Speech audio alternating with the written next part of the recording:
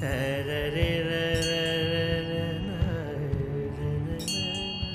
Russia, but not as we know it.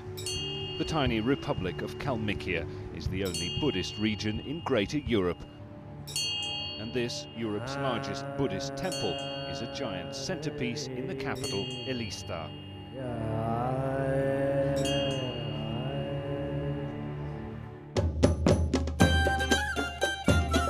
1,000 kilometers from Moscow, rising from the steppes, it's more outer Mongolia than southern Russia. It's a sparse, Spartan place. Around half the population, 150,000 or so, are ethnic Kalmyks, descendants of the golden hordes of Genghis Khan, survivors of Stalin's labor camps.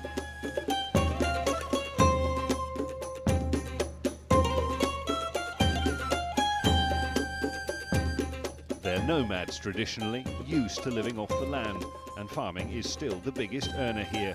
But the old ways are largely ceremonial now. Kalmikije today owes its place on the world map to one man, Kirsan Iljumžinov.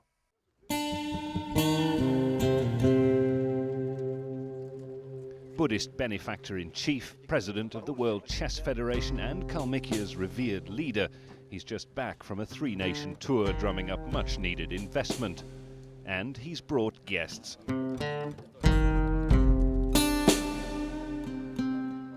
Shaolin monks from China. And he's keen to show them off.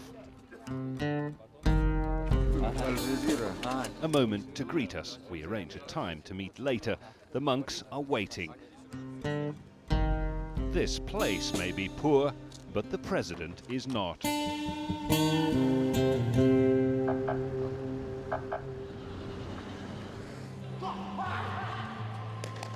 Quiet-spoken, always smiling, he's a diminutive man who doesn't quite seem to measure up to his power-hungry, ego-driven media image.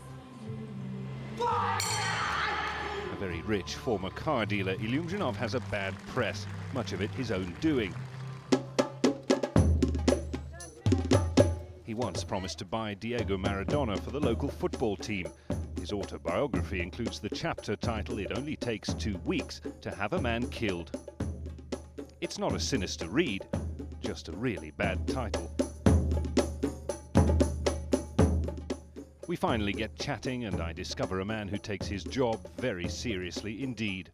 I like to work because my hobby is work, and that's why I work all day and all night. I usually started to work at 8 o'clock in the morning and finish at 3 o'clock in the morning. And usually I sleep 4 hours and a half. It's enough for me. Every precious waking hour, he says, is devoted to just one thing. Kalmikije is my life.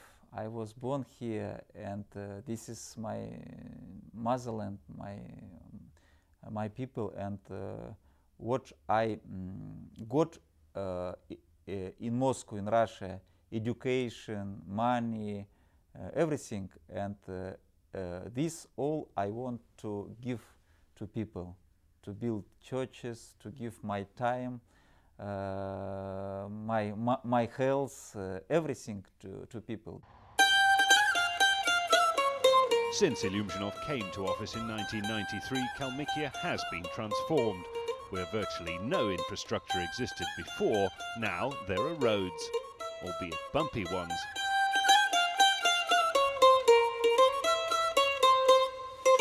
There's water, electricity and gas. But Kalmikije remains one of the poorest regions in Russia. Outside the cities, the average monthly wage is just $50. Some estimates put unemployment as high as 70%. It seems, looking at statistics, that people are not getting richer here in Kalmikije. If you go to the market or to the shopping, you see that Kalmykian people has normal food and so on. And life in Kalmykije not poor than in other regions, and not rich as in Moscow, but between another republics, we are one of the stability and prosperity. Some of people live in communist period, Soviet period. And they think that somebody work for them. But we want that every man, woman should work for him, for his family, for his republic, because some of them think that Kirsan is a president, he should work for us, and we sitting, sleeping, and waiting when Kirsan gives $100 or car or apartment and so on. And it's a time for everybody to work.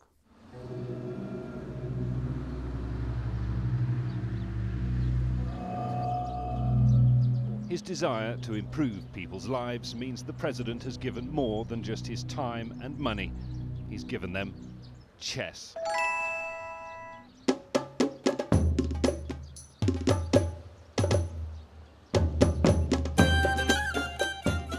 Chess is everywhere in Ilista. What Iljumžinov calls an Olympic village stands in its name. Chess City has hosted champions and championships.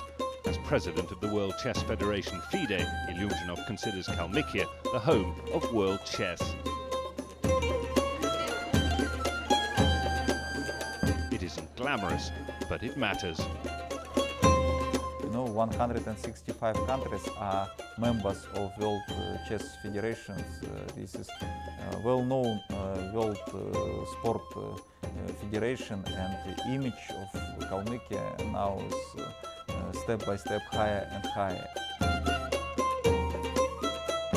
On a tour in the Grand Rolls-Royce, we arrive at his proudest creation. Now, we are approaching Chess City. Yeah. City chess, you call it. This is really a centerpiece of Ilista now. Tourists come to visit.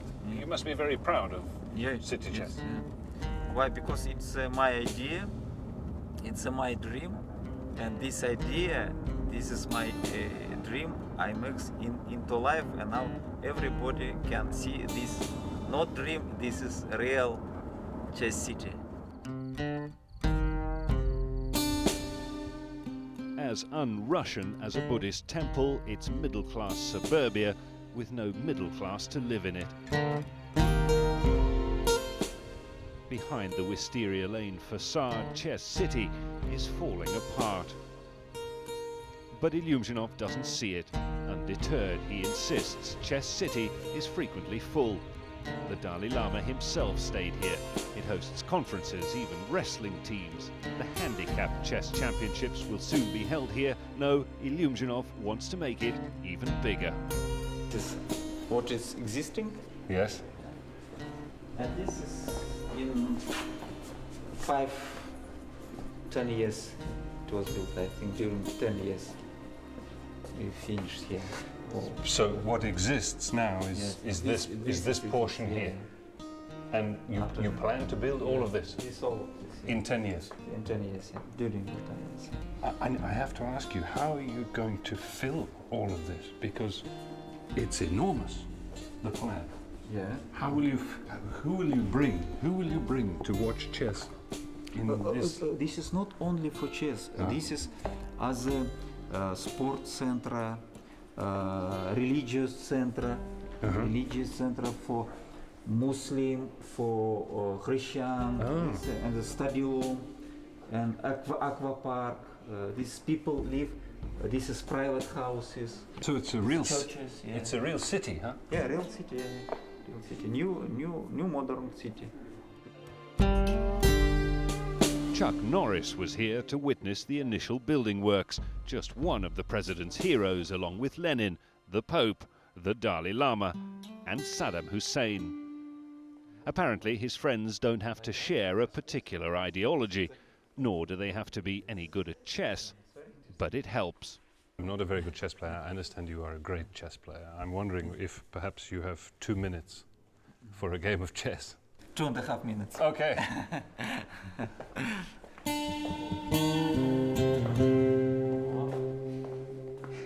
As a competitor, Iljumžinov had a FIDE rating of 2,300, just shy of earning the title Chess Master. These days he's more of a social player, and a very sociable one as it turned out. Draw. Draw! It can't be a draw. Draw. I accept. A draw. I made a draw.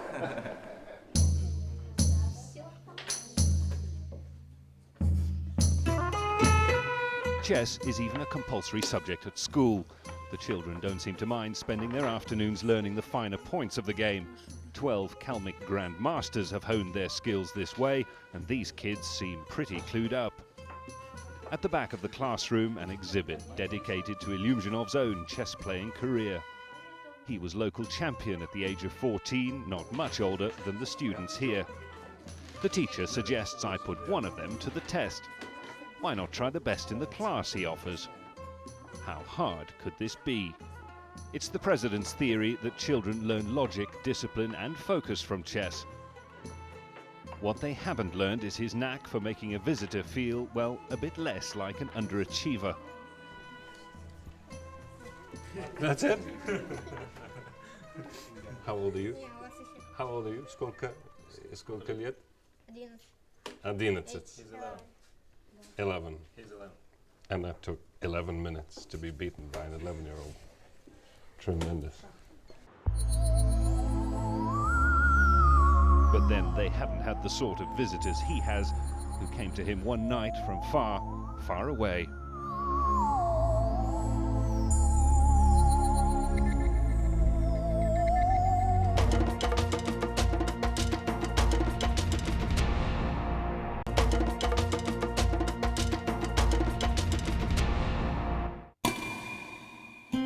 Ten years ago, a funny thing happened to Kirsan Iljumžinov. It was happened in 17th September, I remember, in Moscow. It was happened in my apartment.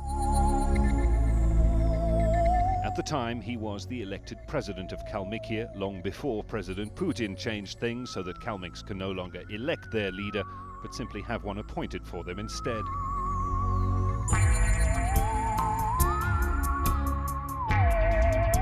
On a trip to Moscow, in his apartment in the capital, Iljumžinov was abducted by aliens. Yeah. I was taken by my apartment in Moscow to this spaceship, and we went to some star, and after that I asked them, please bring me back, because next day I should come to Kalmikije, to Elista, and go to Ukraine. Yeah, and no problem, Kirsan, you have time. Yeah. How much of that experience do you recall? Can you describe to me what actually happened? They are like people like ours. Yeah, they have the same mind, the same vision, and so on. And I talked with them. Yeah, I understand that we are not alone in this old world. Yeah. We are not unique. I did wonder, but couldn't quite bring myself to ask. I'm not crazy man, yeah, but after that, when I gave the first interview in Radio Freedom in Russia 5 years ago, thousands, not hundreds, thousands people write a letter to me, calls by phone. Oh, Kirsan, you are a politician and you are not afraid to say about it. From the United States, every year more than, it's official statistic, every year more than 4,000 people, who contacted such people. My theory, chess comes from the space. Why? Because the same rules, 64, this is 64 squares, black and white, and the same rules in Japan, in China, in Qatar, in Mongolia, in Africa, but the rules are the same. Why? I think it seems maybe from the space.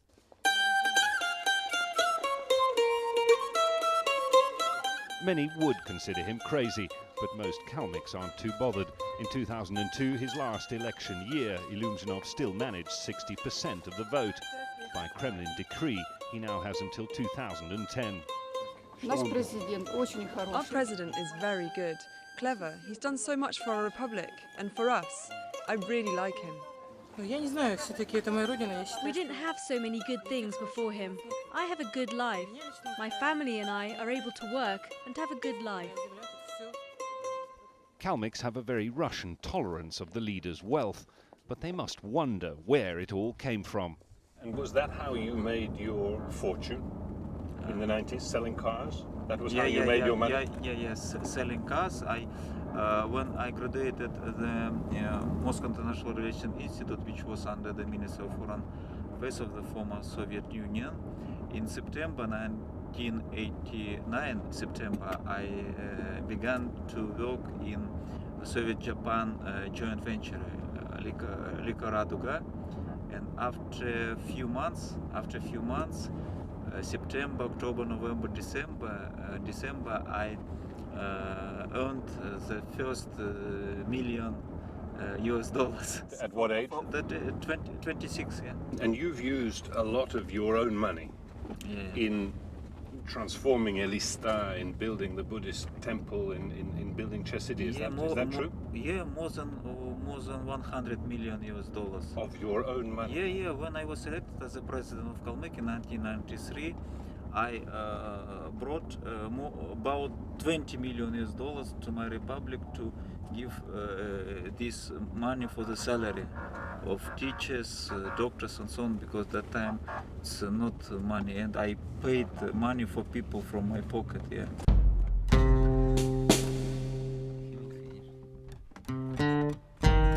This is my dream. Sanity may be a question that hangs in the balance, but determination to succeed is not. Real or imagined, this is a man with big visions. He wears success very much on his sleeve. It's a diamond, it's a sapphire. These are real diamonds? Yeah, real diamonds, yeah, sapphire. That's a very beautiful watch. How do you tell the time? 1 million. Yeah. This is 7:30. You see?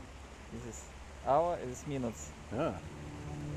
If the sun was shining in this watch, you would be blind. Yeah. So you say you're like a father. This is like your child. Maybe. Something like this. Yeah, You yeah, like to see it grow.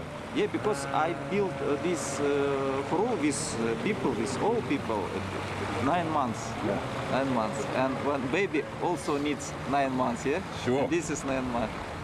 It's unbelievable, yeah, during 9 months. It's a very, very impressive achievement. One of many, I'm sure. Should we go in?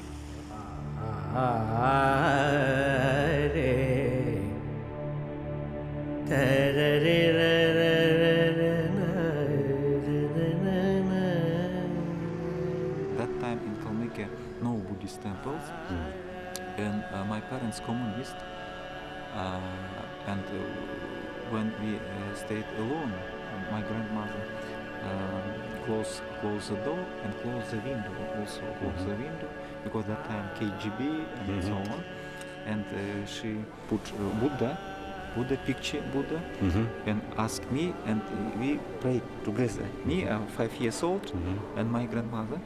And when I was 7 years old, I asked my grandmother, why we close the door, close the window, and KGB, Communist Party. But I said, I don't want here, I want open, this is our God. And my grandmother said, when you be big man, you will build Buddhist temple and everybody go. And this is during communist period, and that time I was 7 years old. Yeah. And after 30 years, I have built 40 Buddhist temples.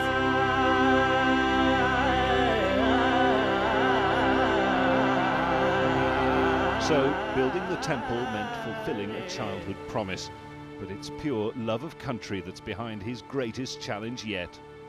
Can I ask what your vision is for the future of Kalmikije? What more is there for Kirsan Nikolaevich still to do?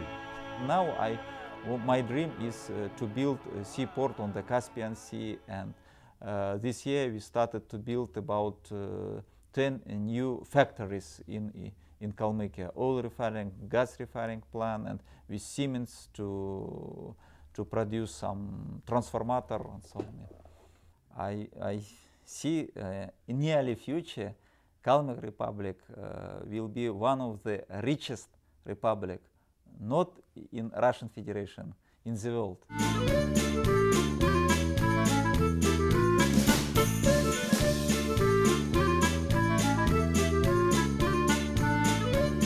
One of the richest republics in the world. Someday, maybe.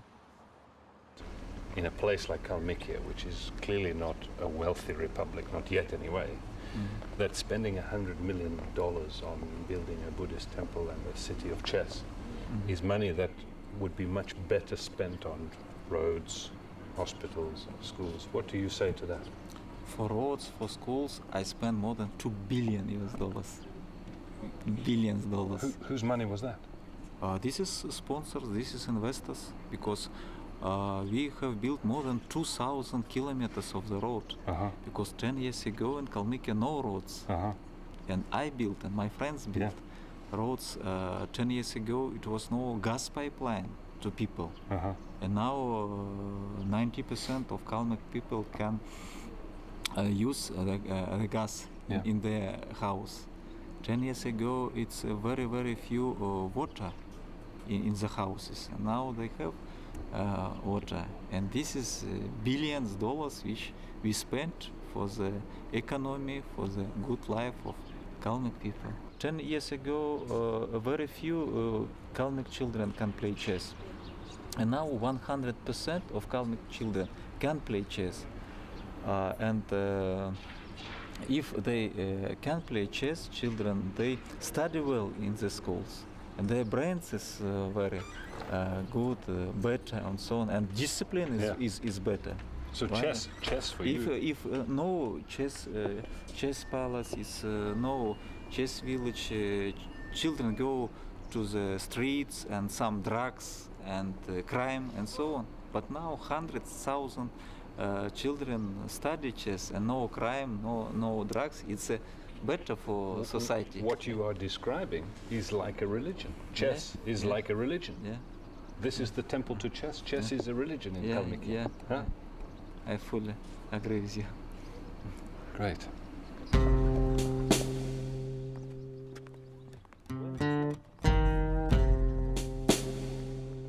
And so we parted.